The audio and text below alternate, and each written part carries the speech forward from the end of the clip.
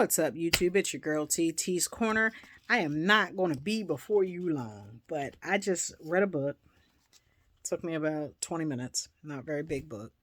It's called Fusion, Bridging the Gap Between Civil Rights and Hip Hop.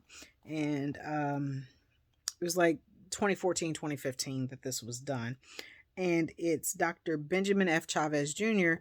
and MC Lyte. Now, I don't know anything about Dr. Chavis, or I don't know how you say his name. I don't know anything about him, but apparently he was the preacher in the movie Belly. Now, in all honesty, I've never watched the whole movie, so I don't even know. I started it. I don't know why I never finished it. I own it. I've just never finished it, but I don't, I digress. Anyway, it's a conversation, and I like this because it's just a conversation between two intellectual people who have an opinion about something and a positive solution to some problems. And I'm not going to tell you about the book. I'm going to tell you that it is an interesting book for hip hop heads and civil rights activists alike. Because in a lot of ways, especially if you're my age or older, you were both. You were influenced by certain things. I was born in the 80s, teenager in the 90s, but I was really heavily influenced by the movement of the Black Panther Party. And I grew up on the earlier rap that wasn't just about TNA and popping mollies and what have you. I grew up on rap that told stories about real life and had a message,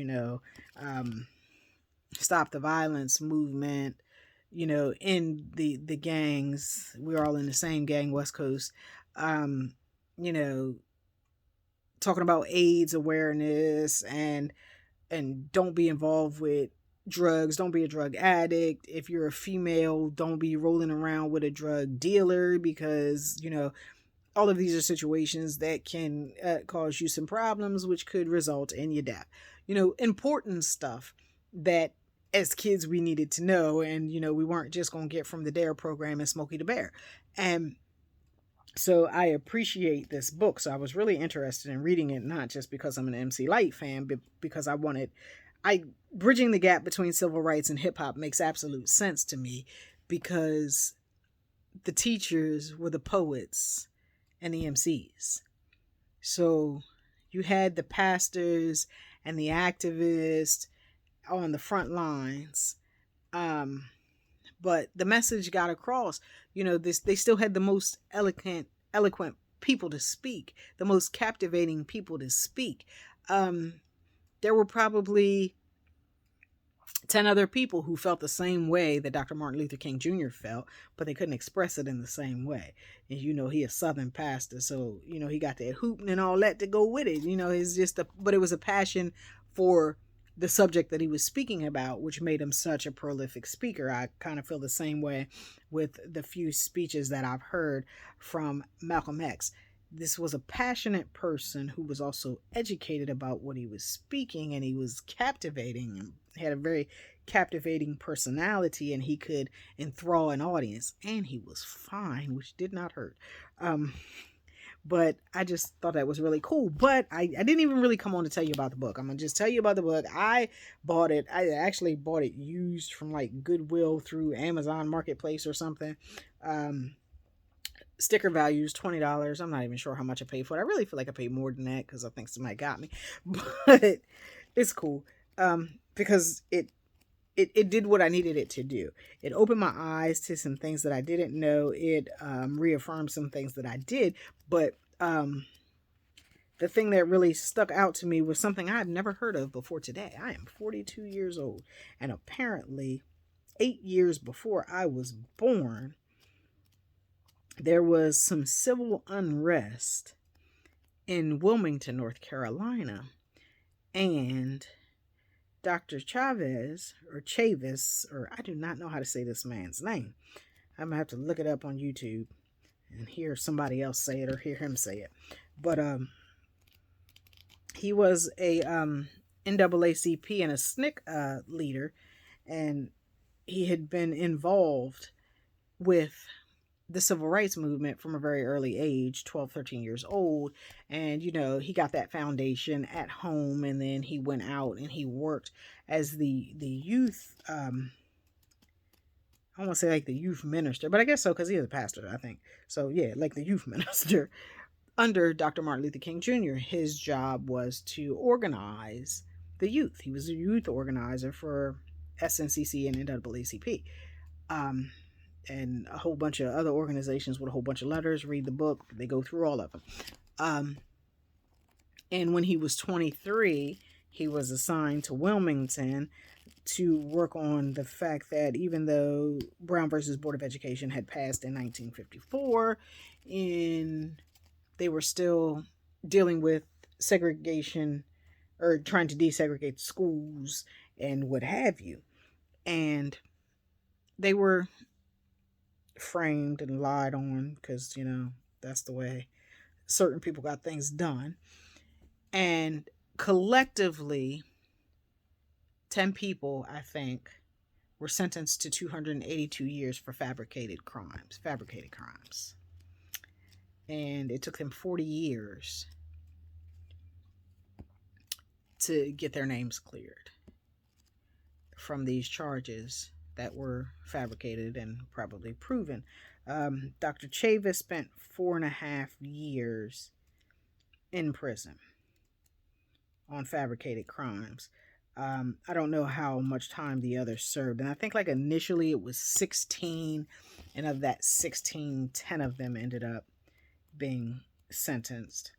But I've never heard this. I've never heard anything about this. And like, it just puts me in mind of like the situation with the Jena 6 and that, then the park guys. I follow them all on Twitter and I swear I can't call any of them right now.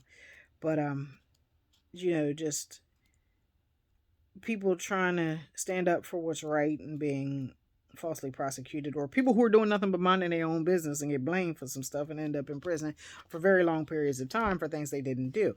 But I'm like, in all of like my civil rights readings, I'm like, nobody referenced this. I've never heard of this person or this situation or any of these people. And I do a lot of reading. I read a lot of smut. I do. I love it. Romantic smut is the absolute best. I will never stop reading or writing it.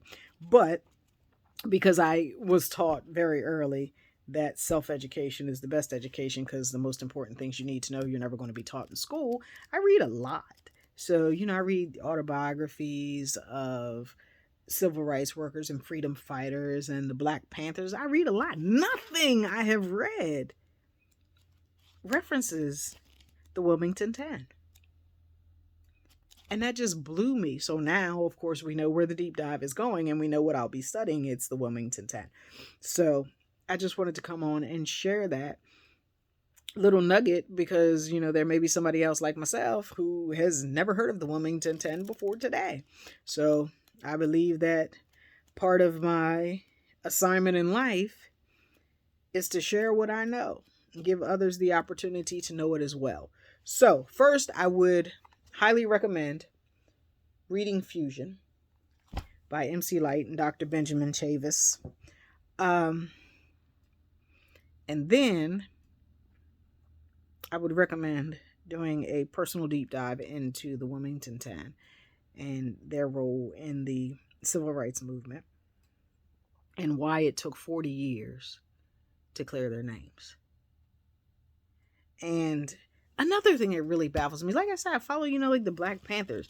Like, I am in awe of Angela Davis. I never heard anything about this. I don't know anything about this Wilmington 10. This is really bothering me in case you have not noticed. Also, since I'm on and I'm talking about reading, I have been really in my MC Lyte fan love bag lately, and just the evolution of her career and just watching her and the amazing things that she's done as she is doing really had me like, I need to buy these books and read them. So I bought all these books and all of them give me something. There's a nugget in them. And I don't usually do self-help books, and I would definitely characterize her books as like self-help type books like Suze Orman and them people. But like I said, you get something out of it. And this one's my favorite, Living in the Light Lessons in Life, Love, and Truth. This is not so self-helpy. It's not. It's kind of like, look, this happened to me. Hindsight lets me see it as this, or I had enough sense to listen to God and let him direct me through this dark situation and bring me back into the light. And I mean, yeah, of course it's a play on her name, but I mean, it's, where do you want to be? Aside from Carol Ann, the rest of us one step in the light, I don't think, even stepping in the light for Carol Ann was a good idea. Yeah, she had to come on out. So, yeah, this one, she says this is like the most personal thing she's ever shared publicly. And she goes through, I mean, it's not no self-help. I mean, it's not no autobiography tell-all or anything like that.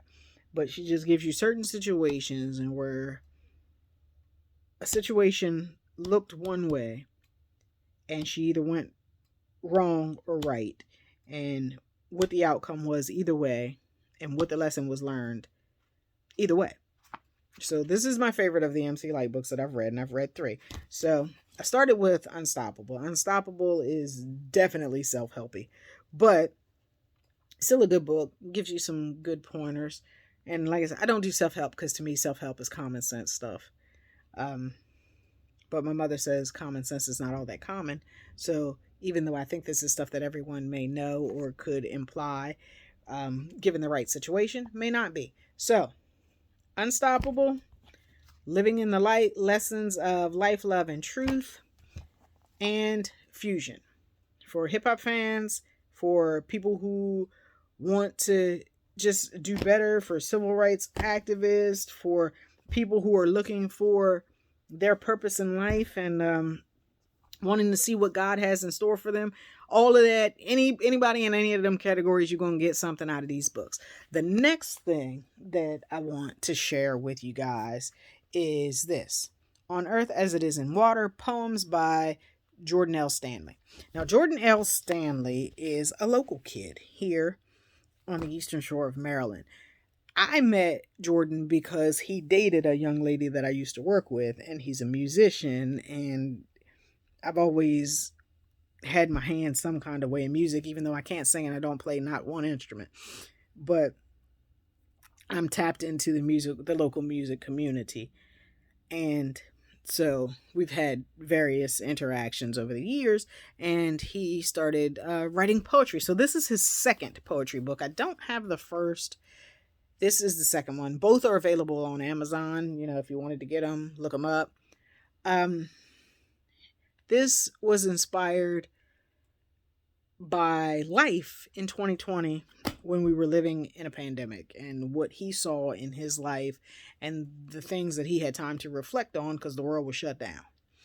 I also started a poetry book that I should really finish and get to a publisher immediately, because I do say so myself, there's some good stuff in there, called April in Quarantine, because I was stuck with nothing to do, and a friend challenged me, as April is National Poetry Month, to write a poem every day of the month of April. And that's how April in Quarantine came to be. And this friend also did the same, but I'm not sure if he published. I have to ask. I don't think he ever published them. I think it was just a challenge to see if he could do it. But so those are the 4 books that I've read in the last 2 days. Because as you can see, they're very thin. I'm an avid reader. It doesn't take me that long. And they got blind people words in these books. So there's that. This is what I consider blind people words. You know how when you got them playing cards where everybody could know what you have? Well, these words are a bit on the large side.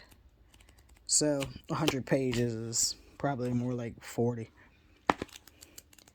Now this one, regular size words, and because of it, it's taking longer. These I've done in 30 minutes or less. Regular size words, same amount of pages, takes a little longer. So I'm actually not even finished this one because he has it broken down into parts 1, 2, and 3. So I read part 1 last night. I'm going to do part 2 tonight, maybe part 3 Friday, because tomorrow I will be eating. Everybody, have a blessed Thanksgiving if this is something that you celebrate. If it's not, just have a happy Thursday. To God be the glory for all things and all people. And this is your girl T signing out from T's Corner.